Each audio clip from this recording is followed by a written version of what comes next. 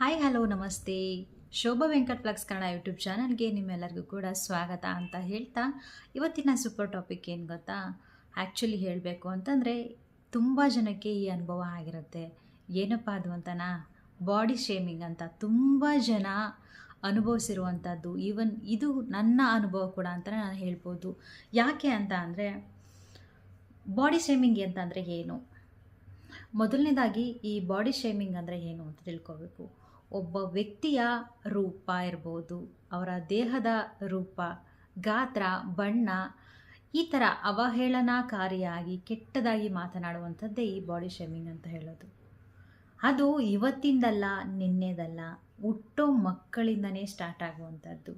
ಸಣ್ಣ ಪುಟ್ಟ ಮಕ್ಕಳು, ಏನೋ ಇವತ್ತು ಮಗು ಹುಟ್ಟಿದೆ ಅಂದ ತಕ್ಷಣ, ಮಗು ಬೆಳ್ಳಗಿದೆಯಾ, ಮಗು ಕಪ್ಪಗಿದೆಯಾ, ಹೇಗಿದೆ ಮಗು, ಕೂದಲು ಚೆನ್ನಾಗಿದೆಯಾ, ಕಣ್ಣು ಮೂಗು ಎಲ್ಲ ಚೆನ್ನಾಗಿದೆಯಾ ಅಂತ ಪ್ರಶ್ನೆ ಮಾಡ್ತಾರೆ.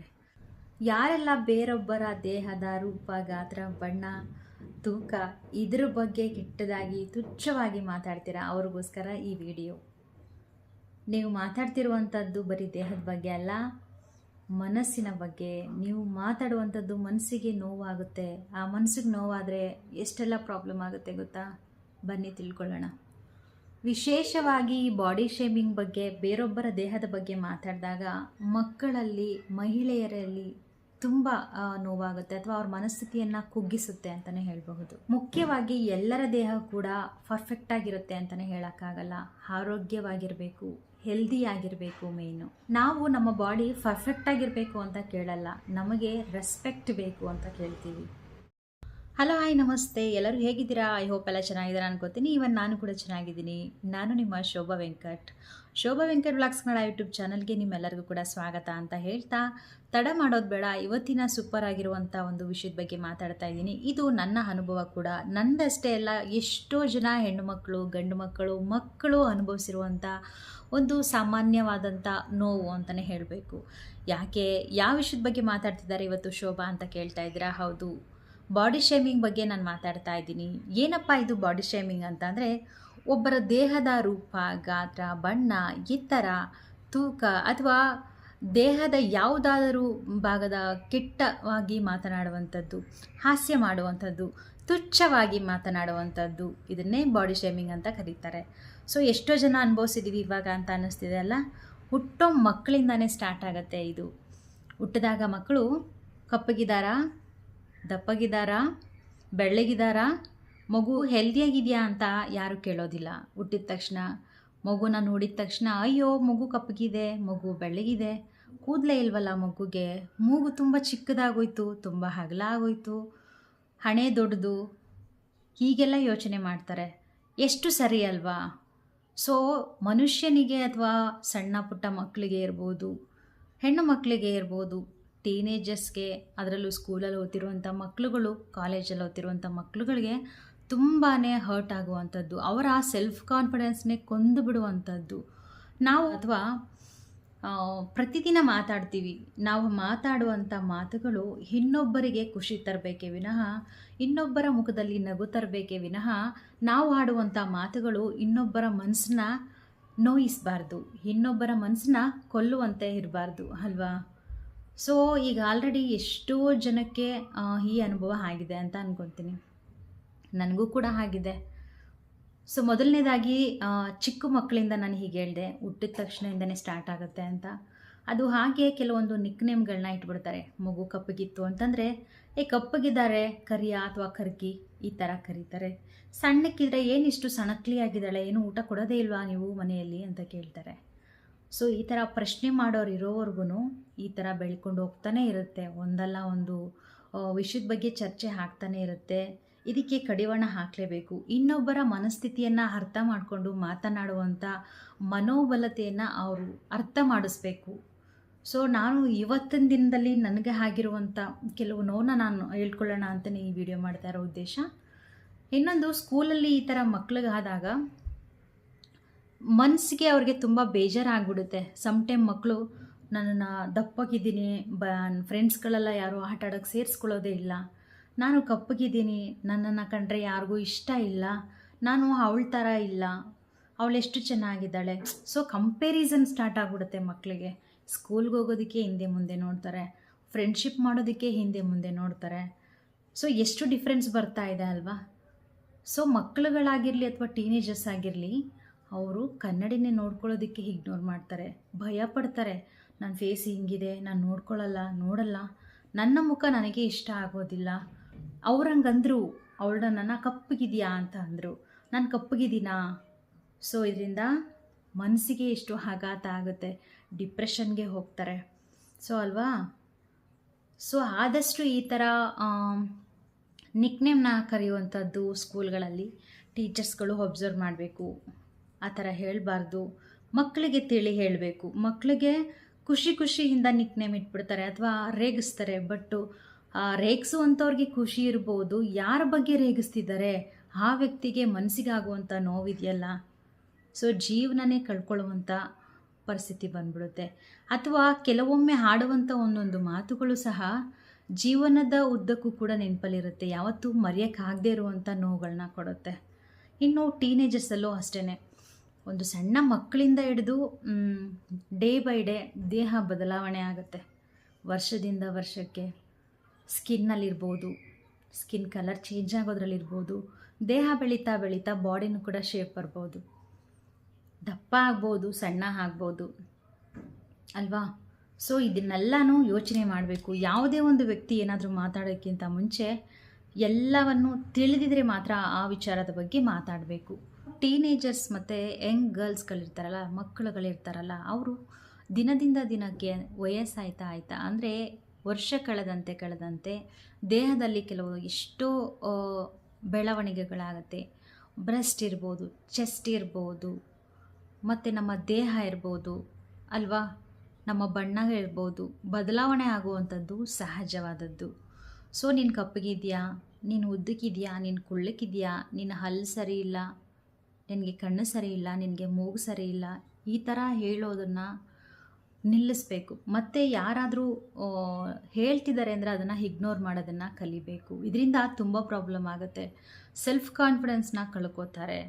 ಸ್ಟೇಜ್ ಮೇಲೆ ಪರ್ಫಾರ್ಮ್ ಮಾಡೋದಕ್ಕೆ ಆಗೋದಿಲ್ಲ, ಮಾತಾಡೋದಕ್ಕೆ ಆಗೋದಿಲ್ಲ. ತನ್ನ ಕುಟುಂಬದಲ್ಲೇ ಎಷ್ಟೋ ಜನ ಆ ಥರ ಮಾತಾಡೋರಿದ್ದಾರೆ, ನಿಕ್ ನೇಮ್ಗಳನ್ನ ಕರೆಯೋರಿದ್ದಾರೆ. ಸೊ ಇದನ್ನು ದಯವಿಟ್ಟು ಬಿಡಿ. ಇದರಿಂದ ಎಷ್ಟೆಲ್ಲ ತೊಂದರೆಗಳಾಗತ್ತೆ ಗೊತ್ತಾ? ಮಕ್ಕಳು ಮಾನಸಿಕವಾಗಿ ಸ್ಥಿಮಿತೆಯನ್ನು ಕಳ್ಕೋತಾರೆ. ನಾನು ಈ ಥರ ಇದ್ದೀನಾ?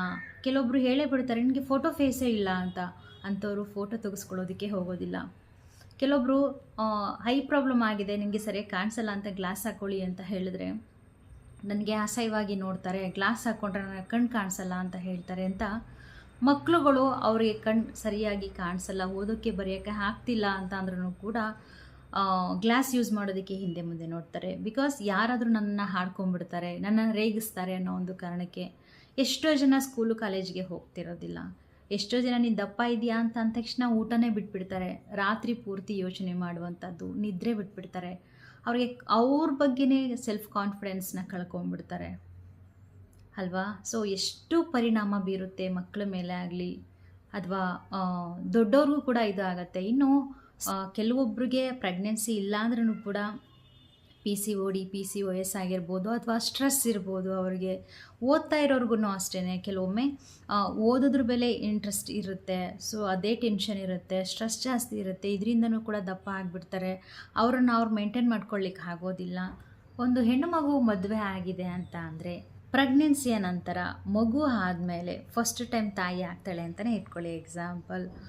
ಆವಾಗ ಮಗು ಆದ ತಕ್ಷಣ ಬೆಲ್ಲಿ ಫ್ಯಾಟ್ ಇರುತ್ತೆ, ಸ್ಟ್ರೆಚ್ ಮಾರ್ಕ್ಸಸ್ ಇರುತ್ತೆ ಪ್ರೆಗ್ನೆನ್ಸಿಯಲ್ಲಿ. ಹಾಗೆ ವೆಯ್ಟ್ ಗೇನ್ ಕೂಡ ಆಗಿರ್ತಾರೆ ಅಥವಾ ವೆಯ್ಟ್ ಕಮ್ಮಿ ಕೂಡ ಆಗಿರ್ತಾರೆ. ಫೇಸ್ ಚೇಂಜಸ್ ಆಗಿರುತ್ತೆ, ಕೂದಲು ಉದುರಿರುತ್ತೆ.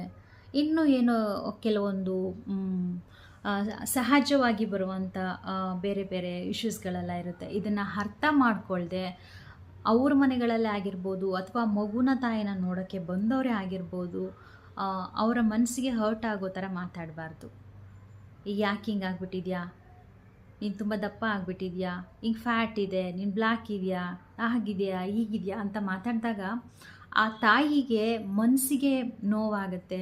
ಆ ಟೈಮಲ್ಲಿ ಅವರ ಮಗುಗೆ ಹಾಲು ಕೂಡ ಕಮ್ಮಿ ಬರುವಂಥ ಚಾನ್ಸಸ್ ಕೂಡ ಇರುತ್ತೆ. ಒಮ್ಮೆ ಅವಳೇನಾದರೂ ಡಿಪ್ರೆಷನ್ಗೆ ಹೋಯ್ತು ಅಂತ ಅಂದರೆ ಏನೆಲ್ಲ ಪ್ರಾಬ್ಲಮ್ ಆಗುತ್ತೆ ಅಲ್ವಾ. ಸೊ ತಾಯಿ ಮಗುನ ನೋಡ್ಕೊಂಡು ಬರೋಕ್ಕೆ ಹೋದಾಗ ಆರೋಗ್ಯವಾಗಿದ್ದೀರಾ ಅಂತ ಮಾತ್ರ ಕೇಳಿ. ಅದನ್ನು ಬಿಟ್ಟು ಬೇರೆ ಇನ್ಯಾವುದೇ ಥರ ನೋವಾಗುವಂಥ ಮಾತುಗಳನ್ನು ಹಾಡೋದು ಸೂಕ್ತವಲ್ಲ, ಸರಿನಾ? ಅವಳು ತಾಯಿ ಆಗಿದ್ದಾಳೆ ವಿನಃ ತಪ್ಪನ್ನು ಮಾಡಿಲ್ಲ ಅಲ್ವಾ. ಮತ್ತು ಯಾಕೆ ಅವ್ರ ಬಗ್ಗೆ ನಿಷ್ಠುರವಾಗಿ ಮಾತಾಡುವಂಥದ್ದು ಅಥವಾ ಮನಸ್ಸಿಗೆ ನೋವಾಗುವ ಹಾಗೆ ಮಾತಾಡುವಂಥದ್ದು?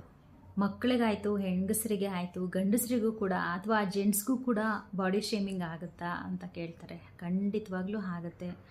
ಎಷ್ಟೋ ಜನರಿಗೆ ಏರ್ ಫಾಲ್ ಆಗುವಂಥದ್ದು, ಅಥವಾ ಅವರು ಹೈಟ್ ಕಡಿಮೆ ಇದ್ದಾರೆ ಗಂಡು ಮಕ್ಕಳು ಅಂತಂದರೆ, ಸ್ಕಿನ್ ಡಾರ್ಕ್ ಅಂದರೆ ಕಪ್ಪಗಿದ್ದಾರೆ ಅಂತ ಅಂದರೆ, ತುಂಬ ಬೆಳ್ಳಗಿದ್ದಾರೆ ಅಂತಂದರೆ, ಅಥವಾ ಅವ್ರ ಬಾಡಿ ತುಂಬ ಸ್ಲಿಮ್ ಆಗಿದೆ ಅಂತಂದರೆ, ಮಸಲ್ಸ್ ಕಮ್ಮಿ ಇದೆ ಅಂತ ಅಂದರೆ, ಇದರಿಂದ ಎಲ್ಲ ಕೂಡ. ಆಮೇಲೆ ಹಲ್ಲತ್ರ ಗ್ಯಾಪ್ ಇದೆ ಅಂತ ಅಂದರೆ, ಸೊ ಇದು ಎಲ್ಲ ಕೂಡ ಎಷ್ಟೋ ಜನ ನಾವು ನೋಡಿದ್ವಿ.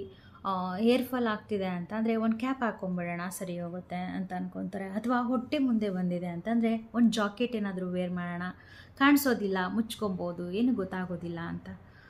ಹಲ್ಲು ಕಿಂಡಿ ಇದೆ ಸರಿಯಾಗಿಲ್ಲ ಅಂತ ಅಂದರೆ ಏನು ಮಾಡ್ತಾರೆ? ನಗೋದನ್ನೇ ಬಿಟ್ಬಿಡ್ತಾರೆ. ಮನಸ್ಫೂರ್ತಿಯಾಗಿ ತನ್ನ ಹತ್ತಿರದಲ್ಲಿರುವಂಥವ್ರ ಜೊತೆನೇ ನಗೋದಿಲ್ಲ. ಸಮಾಜದ ಮುಂದೆ ಯಾರಾದರೂ ಬಂದಿದ್ದಾರೆ ಅಂತಂದರೆ ಫುಲ್ ಸೈಲೆಂಟ್ ಆಗಿಬಿಡ್ತಾರೆ. ಮಾತಾಡ್ಸೋದೇ ಬೇಡಪ್ಪ, ಮಾತಾಡೋದೇ ಬೇಡಪ್ಪ, ಈ ರೀತಿ. ಫಸ್ಟು ನಿಮಗೆ ನಿಮ್ಮ ಮೇಲೆ ಕಾನ್ಫಿಡೆನ್ಸ್ ಇರಬೇಕು. ಎಲ್ಲರೂ ಐಶ್ವರ್ಯ ರೈ, ಅಮಿತಾಬ್ ಬಚ್ಚನ್ ಥರ ಆಗಿಬಿಟ್ರೆ ನಮ್ಮಂಥ ಶೋಭಾ ವೆಂಕಟ್ ಗುರ್ತಿಸೋರು ಯಾರು ಅಲ್ವಾ? ನಮ್ಮನ್ನು ನಾವೇ ಕಾನ್ಫಿಡೆಂಟ್ ಆಗಿರಬೇಕು. ಸೊ ಯೋಚನೆ ಮಾಡಿ. ಇದು ನನಗೂ ಕೂಡ ಅನುಭವ ಆಗಿದೆ. ಕಪ್ಪಗಿದ್ದಾಳೆ ಅಥವಾ ದಪ್ಪ ಇದ್ದಾಳೆ, ಕುಳ್ಳಗಿದ್ದಾಳೆ, ಹೇರ್ ತುಂಬ ಕಮ್ಮಿ ಇದೆ, ಮೂಗು ತುಂಬ ಶಾರ್ಟ್ ಇದೆ, ತುಟಿ ದಪ್ಪ ಇದೆ, ಏನೇನೋ ಹೇಳ್ತಾರಪ್ಪ. ನಿಜವಾಗ್ಲೂ ಎಲ್ಲರೂ ಪರ್ಫೆಕ್ಟಾಗೇ ಇರ್ತಾರೆ ಅಂತ ಏನಿಲ್ಲ. ಇವಾಗ ಯಾರು ಎಲ್ಲದರಲ್ಲೂ ಪರ್ಫೆಕ್ಟ್ ಆಗಿದ್ದಾರೆ? ಇಷ್ಟೇ ಹೈಟು, ಇಷ್ಟೇ ವೆಯ್ಟು, ಸೊ ಮೂಗು ಇಷ್ಟೇ ಉದ್ದ ಇರಬೇಕು, ಫೇಸ್ ಇಷ್ಟೇ ಇರಬೇಕು, ಈ ಥರ ರೂಲ್ಸ್ಗಳೇನಾದರೂ ಇದೆಯಾ? ಇಲ್ಲದೇ ಇರೋ ರೂಲ್ಸ್ ಬಗ್ಗೆ ಯಾಕೆ ಮಾತಾಡ್ತೀರಾ? ಇನ್ನೊಬ್ರಿಗೆ ಯಾಕೆ ಹರ್ಟ್ ಮಾಡ್ತೀರಾ? ಸೊ ದಯವಿಟ್ಟು ಪ್ರತಿಯೊಬ್ಬರಿಗೂ ಹುಟ್ಟೋ ಮಕ್ಕಳಿಂದ ಹಿಡಿದು ಕಾಲೇಜ್ ಸ್ಟೂಡೆಂಟ್ವರೆಗೂ, ಈಗಷ್ಟೇ ಮಗು ಮಾಡ್ಕೊಂಡಿರೋವಂಥ ಹೆಣ್ಣು ಮಕ್ಕಳಿಗಿಂದ ಹಿಡಿದು ಗಂಡಸ್ರಿಗೂ ಕೂಡ ಪ್ರತಿಯೊಬ್ಬರೂ ಕೂಡ ಬಾಡಿ ಶೇಮಿಂಗ್ ಅನ್ನೋದು ಇದ್ದೇ ಇರುತ್ತೆ. ದಯವಿಟ್ಟು ಅವಹೇಳನವಾಗಿ ಬೇರೊಬ್ಬರ ದೇಹದ ಬಗ್ಗೆ ಮನಸ್ಸಿಗೆ ನೋವು ಆಗುವ ಹಾಗೆ ಮಾತಾಡೋದು ಒಳ್ಳೆಯದಲ್ಲ. ತಲೆ ಬೋಡಿದೆಯಾ, ಹೋಗ್ಲಿ ಬಿಡ್ರಿ, ಸಹಜ ಕಣ್ರಿ, ಅದು ವಯಸ್ಸಾಯ್ತಾ ಕಾಮನ್ ಆಗುವಂಥದ್ದು. ಎಷ್ಟೋ ಜನ ನಾನು ಹೇಳಿದ್ನಲ್ಲ, ಮನಸ್ಫೂರ್ತಿಯಾಗಿ ನಗೋದನ್ನೇ ಬಿಟ್ಬಿಡ್ತಾರೆ. ಇದರಿಂದ ಎಷ್ಟು ಡಿಪ್ರೆಷನ್ಗೆ ಹೋಗ್ತಾರೆ ಗೊತ್ತಾ? ಕಾನ್ಫಿಡೆನ್ಸ್ನ ಕಳ್ಕೋತಾರೆ ಲೈಫಲ್ಲಿ. 4 ಜನದ ಮಧ್ಯೆ ನಿಂತು ಮಾತನಾಡೋದಿಲ್ಲ, 4 ಜನ ಮಧ್ಯೆ ಹೋಗೋದಿಲ್ಲ. ತುಂಬ ಫೇಸ್ ಮಾಡ್ತಿರ್ತಾರೆ. ಕನ್ನಡಿ ಮುಂದೆ ನಿಂತ್ಕೊಂಡು ಅವ್ರ ಮುಖ ನೋಡ್ಕೊಂಡಾಗ ನಾನು ಹಿಂಗಿದ್ದೀನಾ, ನಾನು ಕಪ್ಪಗಿದ್ದೀನಾ, ನನ್ನ ಕೂದಲೇ ಇಲ್ಲ. ಬಿಡ್ರಿ, ದೇಹ ಸೌಂದರ್ಯಕ್ಕಿಂತ ಮನಸ್ಸಿನ ಸೌಂದರ್ಯ ತುಂಬ ದೊಡ್ಡದು. ಸೌಂದರ್ಯ ಅನ್ನೋದು ಇವತ್ತಿರುತ್ತೆ. ಸೊ ವಯಸ್ಸಾಯ್ತಾ ಸೌಂದರ್ಯನೇ ಹೋಗ್ಬಿಡುತ್ತೆ. ವಯಸ್ಸಾದ್ಮೇಲೆ ವಯಸ್ಸಾಗೇ ಆಗುತ್ತಲ್ವಾ. ಸೊ ಯಾಕೆ ಸೌಂದರ್ಯಕ್ಕೆ ಅತಿ ಒತ್ತನ್ನ ಕೊಡಬೇಕು? ಮಾನಸಿಕವಾಗಿ ಯಾವುದೇ ಕಾರಣಕ್ಕೂ ಕುಗ್ಗಬಾರ್ದು. ಈ ಥರ ಯೋಚನೆ ಮಾಡಿದಾಗ ಮಾನಸಿಕವಾಗಿ ಕುಗ್ಬಿಡ್ತೀವಿ. ಯಾವುದ್ರಲ್ಲೂ ಹೇಳಿಗೆ ಕೇಳೋಕ್ಕೆ ಆಗೋದಿಲ್ಲ. ಯಾರು ಏನೇ ಹೇಳಿ ತಲೆ ಕೆಡ್ಸ್ಕೊಂಬಿಡ್ರಿ. ನಾವಿರೋದೇ ಹೀಗೆ ನೋಡಿ ಸ್ವಾಮಿ, ನಾವಿರೋದೇ ಹೀಗೆ. ಹೆರಿಡಿಟಿ ಏನೂ ಮಾಡೋಕ್ಕಾಗಲ್ಲ. ಅಪ್ಪ ಅಮ್ಮನಿಗೆ ಅಲ್ಲಲ್ಲಿ ಗ್ಯಾಪ್ ಇತ್ತು ಅಂತಂದರೆ ಮಕ್ಕಳಿಗೆ ಬರುವಂಥದ್ದು ಕಾಮನ್. ಅಪ್ಪ ಅಮ್ಮ ಕುಳ್ಳಕ್ಕಿದ್ದಾರೆ ಅಥವಾ ಉದ್ದಕ್ಕಿದ್ದಾರೆ ಅಂತಂದರೆ ಮಕ್ಕಳು ಇರೋದು ಕಾಮನ್ನು. ಅಥವಾ ಅಪ್ಪ ಅಮ್ಮ ಸ್ವಲ್ಪ ದಪ್ಪಕ್ಕಿದ್ದಾರೆ ಅಂತಂದರೆ ಆಗುತ್ತೆ ಅಲ್ಲಿ ಇನ್ಬ್ಯಾಲೆನ್ಸ್, ಅಥವಾ ದೇಹದಲ್ಲಿ ಹಾರ್ಮೋನಲ್ ಇನ್ಬ್ಯಾಲೆನ್ಸ್, ಸ್ಟ್ರೆಸ್, ಈ ಥರ ಏನೇ ಆದ್ರೂ ಕೆಲವೊಂದು ಹೆಚ್ಚು ಕಮ್ಮಿ ಆಗುವಂಥದ್ದು ಸಹಜ. ಯಾರ ಮಾತಿಗೂ ಕಿವಿ ಕೊಡಬೇಡಿ. ನಿಮ್ಮ ಜೀವನ, ನಿಮ್ಮ ಇಷ್ಟ, ನಿಮ್ಮ ಆರೋಗ್ಯವಾಗಿರಬೇಕು ಅಷ್ಟೇ ಅಲ್ವಾ. 1000 ಜನ 1000 ಮಾತಾಡ್ತಾರೆ. ನಮಗೆ ಯಾವುದು ಬೇಕು ಅದನ್ನು ತಗೋಬೇಕು, ಯಾವುದು ಬೇಡ ಅದನ್ನು ಬಿಡಬೇಕು. ಸೊ ನಾನಿನ್ನು ಹೋಗಿ ಬರ್ತೀನಿ. ಇನ್ನೊಂದು ಸೂಪರಾಗಿರೋ ವಿಡಿಯೋ ಜೊತೆ ಸಿಗ್ತೀನಿ. ಟೇಕ್ ಕೇರ್, ಬಾಯ್ ಬಾಯ್.